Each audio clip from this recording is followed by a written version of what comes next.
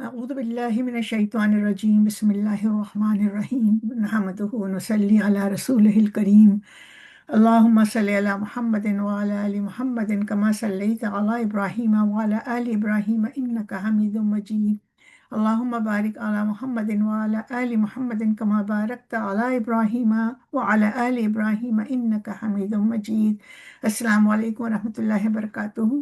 الحمدللہ ہم حج کے مہینے میں داخل ہو رہے ہیں، اور انشاءاللہ تعالیٰ جو لوگ حج پر گئے ہیں اللہ تعالیٰ ان کی عبادتوں کو قبول فرمائے، انہیں حج مبرور عطا فرمائے۔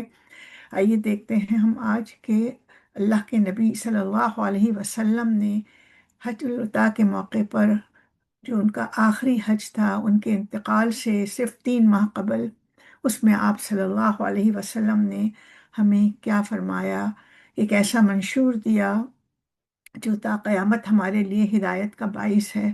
ذو الحجہ کے پہلے 10 دنوں کی فضیلت آپ صلی اللہ علیہ وآلہ وسلم نے فرمائی کہ اللہ تعالیٰ کے نزدیک یہ سب سے افضل دن ہے، اور اللہ تعالیٰ کو کسی بھی دن کے نیک اعمال ان 10 دنوں کے اعمال سے زیادہ محبوب نہیں۔ یہ دن نیکیوں کا خزانہ ہے، ان میں کیے گئے اعمال صالحہ کو عام دنوں کے مقابلے میں اللہ سبحانہ و تعالیٰ کئی گنا زیادہ اجر دے گا۔ عرفہ کا دن جو کہ 9 ذی الحج ہے، قربانی سے ایک دن پہلے جو ہم عید الاضحیٰ مناتے ہیں، اس دن جو روزہ رکھتا ہے، اللہ تعالیٰ کے نبی صلی اللہ علیہ وسلم نے فرمایا کہ اس دن کا روزہ گزشتہ اور آئندہ سال کے گناہوں کا کفارہ بن جاتا ہے۔ تو ہمیں کوشش کرنی چاہیے کہ ہم کم از کم 9 کا روزہ ضرور رکھیں جو لوگ حج پہ نہیں گئے ہیں۔ اور پھر ہم دیکھتے ہیں کہ شب قدر جو قدر کی رات ہے، جس میں اللہ سبحانہ و تعالیٰ لوگوں کی گردنوں کو جہنم سے آزادی دیتا ہے، حج کا دن وہ دن ہے جس دن اللہ تعالیٰ سب سے زیادہ لوگوں کو جہنم سے نجات عطا فرماتا ہے۔ جس طرح ہمارے دلوں میں، دماغوں میں شب قدر کی اہمیت ہے، اسی طرح ہم اس دن کو انتہائی اہم سمجھیں اور اس کو ضائع ہونے سے بچائیں۔ اور یہی دن ہے جس دن آپ صلی اللہ علیہ وآلہ وسلم نے خطبہ بھی دیا تھا۔ حج صلی اللہ علیہ وآلہ وسلم نے جو کچھ فرمایا وہ آج ہمارے لیے اتنا بڑا رہنما ہے کہ دنیا کے سارے مسائل حل ہو سکتے ہیں۔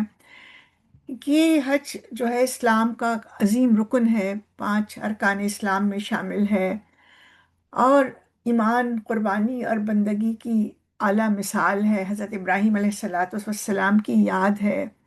عید الاضحیٰ اور قربانی جب ہم مناتے ہیں تو ہم پیارے نبی ابراہیم علیہ السلام اور ان کے بیٹے اسماعیل علیہ السلام اور بیوی ہاجرہ علیہ السلام، ان کی عظیم سنتوں کی پیروی کرتے ہیں کہ اللہ کی راہ میں قربانی دینا، اللہ تعالیٰ کی رضا حاصل کرنے کے لیے جد و جہد کرنا۔ آپ صلی اللہ علیہ وآلہ وسلم نے فرمایا یہ تمہارے باپ ابراہیم کی سنت ہے۔ اور ان دنوں میں زیادہ سے زیادہ ذکر، یعنی تحلیل لا الہ الا اللہ، تکبیر اللہ اکبر، تحمید الحمدللہ، جتنا زیادہ پڑھ سکتے ہیں اس کو ہم انشاءاللہ پڑھیں، اور خصوصاً 1 ذو الحجہ سے 13 ذو الحجہ تک، یعنی ایام تشریق شامل ہے کہ قربانی جس دن تک ہوتی ہے 13ویں کی صبح تک ہم ضرور اپنے آپ کو، ہماری زبانوں کو اس کلمے سے تر رکھیں۔ تو آئیے دیکھیں یہ کلمہ کیا ہے۔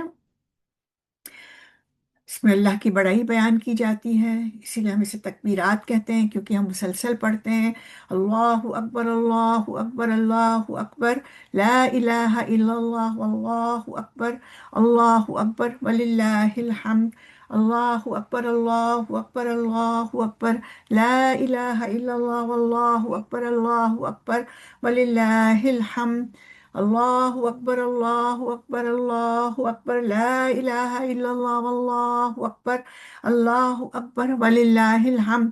اللہ سب سے بڑا ہے، اللہ سب سے بڑا ہے، اللہ کے سوا کوئی معبود نہیں، اللہ سب سے بڑا ہے، اللہ سب سے بڑا ہے، تمام کے تمام تعریفیں سوائے اللہ کے کسی اور کے لیے نہیں ہیں۔ اور حاجی جو جاتے ہیں، کیونکہ ان کو اللہ کی طرف سے بلاوا آتا ہے، تو کثرت سے یہ مہینہ، یہ 10 دن لبیک اللہم لبیک پڑھنے کے ہیں۔ ہم جو نہیں جا سکتے ہیں وہ بھی پڑھیں، تاکہ ہماری روحوں نے اللہ تعالیٰ کے حکم کے مطابق اگر ابراہیم علیہ السلام کی آواز سنی ہے تو انشاءاللہ ہم میں سے وہ لوگ ضرور حج پہ جائیں گے۔ تو اپنے آپ کو یاد دہانی کرواتے رہیں، اللہ اکبر، لبیک اللہم لبیک، لبیک اللہم لبیک، لبیک اللہم لبیک، لبیک لا شریک لک لبیک، لبیک لا شریک لک لبیک، ان الحمد والنعمت لک والملک لا شریک لک، لبیک اللہم لبیک، لبیک اللہم لبیک، لبیک لا شریک لک لبیک، ان الحمد والنعمت لک والملک لا شریک لک، لبیک اللہم لبیک، لبیک اللہم لبیک، لبیک لا شریک لک لبیک، ان الحمد والنعمت لک والملک لا شریک لک۔ اپنے دل کی کیفیت دیکھیں کہ اللہ سبحانہ و تعالیٰ کی عظمت ہمارے دلوں میں پیدا ہوتی ہے، اور جب عظمت پیدا ہوتی ہے تو محبت پیدا ہوتی ہے۔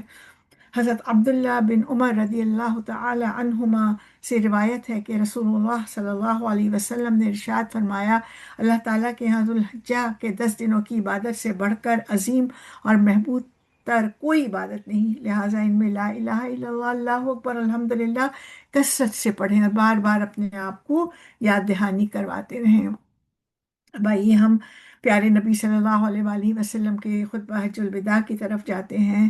آپ صلی اللہ علیہ وآلہ وسلم نے یہ آخری خطبہ 9 ذوالحجہ سن 10 ہجری یعنی اپنے وصال سے صرف 3 ماہ قبل دیا، میدان عرفات میں۔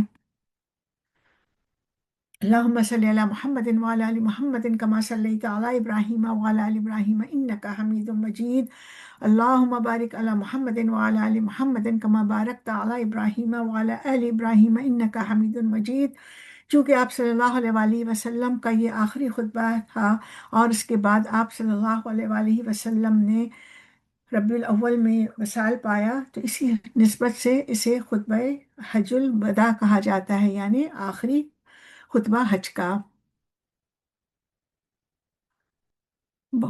کئی احادیث میں اس کا تذکرہ ہے، اور صحیح بخاری کی حدیثوں میں، جس میں یہ حدیثوں کا نمبر دیا گیا ہے، حجۃ الوداع کا تذکرہ ہے اور اس کے کچھ حصے ہیں، یعنی مکمل نہیں ہے بلکہ کچھ حصے دیے گئے ہیں۔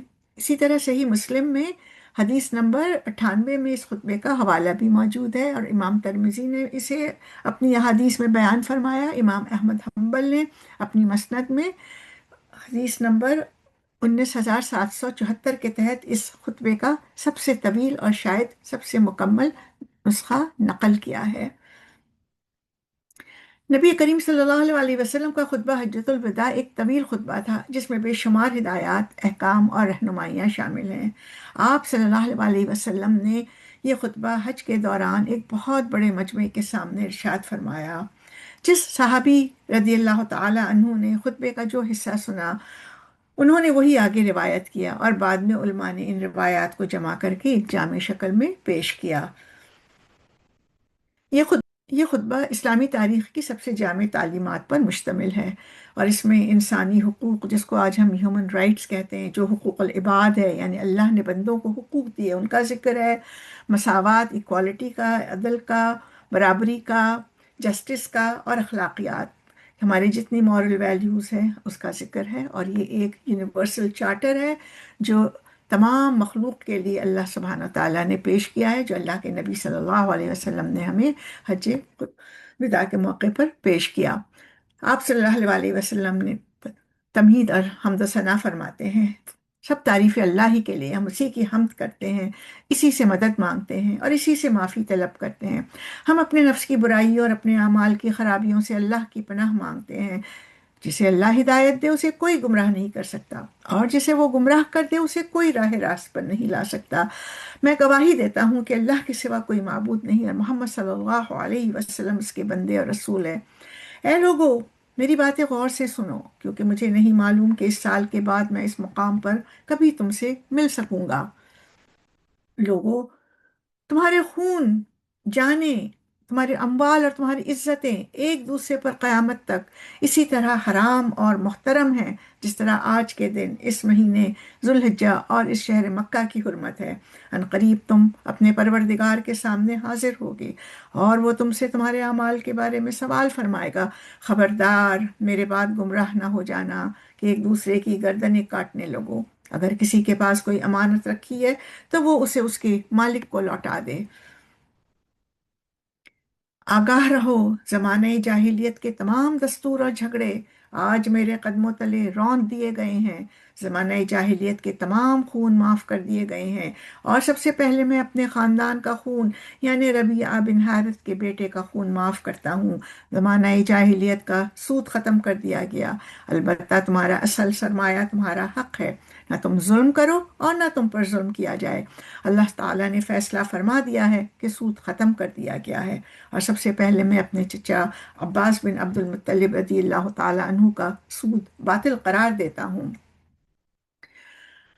اے لوگوں، عورتوں کے معاملے میں اللہ سے ڈرتے رہو، اور تم نے انہیں اللہ کی امانت کے طور پر لیا ہے اور اللہ کے کلمے کے ذریعے ان پر حق پایا ہے۔ تمہارا عورتوں پر حق یہ ہے کہ وہ تمہارے گھر میں کسی ایسے شخص کو نہ آنے دیں جسے تم ناپسند کرتے ہو، اور عورتوں کا تم پر یہ حق ہے کہ تم انہیں اچھی طرح کھلاؤ اور اچھی طرح پہناؤ۔ لوگوں، یاد رکھو تم سب کا رب ایک ہے، اور تم سب کا باپ آدم علیہ السلام ایک ہے، کہ کسی عربی کو عجمی پر اور کسی عجمی کو عربی پر، کسی گورے کو کالے پر اور کسی کالے کو گورے پر کوئی فضیلت حاصل نہیں سوائے تقوی کی۔ تم سب آدم علیہ السلام کی اولاد ہو، اور آدم علیہ السلام مٹی سے پیدا کیے گئے تھے۔ بے شک اللہ کے نزدیک تم میں سب سے زیادہ عزت والا وہ ہے جو تم میں سب سے زیادہ پرہیزگار ہے۔ اپنے غلاموں اور ماتحتوں کا خیال رکھو، جو خود کھاتے ہو وہی انہیں کھلاؤ، اور جو خود پہنتے ہو وہی انہیں پہناؤ۔ بے شک ہر مسلمان دوسرے مسلمان کا بھائی ہے، اور سب مسلمان آپس میں بھائی بھائی ہیں۔ کسی بھی مسلمان کے لیے اپنے بھائی کا مال حلال نہیں جب تک کہ وہ اپنی خوشی سے نہ دے، لہذا اپنے اوپر ظلم نہ کرو۔ مجرم اپنے جرم کا خود ذمہ دار ہے، باپ کے جرم کا بیٹا اور بیٹے کے جرم کا باپ ذمہ دار نہیں ہے۔ اللہ نے وراثت میں ہر حقدار کا حق مقرر کر دیا ہے، اس لیے اب کسی وارث کے حق میں وصیت جائز نہیں۔ میں تمہارے درمیان ایک ایسی چیز چھوڑے جا رہا ہوں کہ اگر تم اسے مضبوطی سے تھامے رکھو تو کبھی گمراہ نہیں ہوگے۔ وہ اللہ کی کتاب قرآن اور اس کے نبی صلی اللہ علیہ وسلم کی سنت ہے۔ اس جامع خطبے کے بعد نبی کریم صلی اللہ علیہ وسلم نے مجمع سے خطاب کرتے ہوئے دریافت فرمایا، لوگو، قیامت کے دن اللہ تم سے میرے بارے میں پوچھے گا تو تم کیا جواب دو گے؟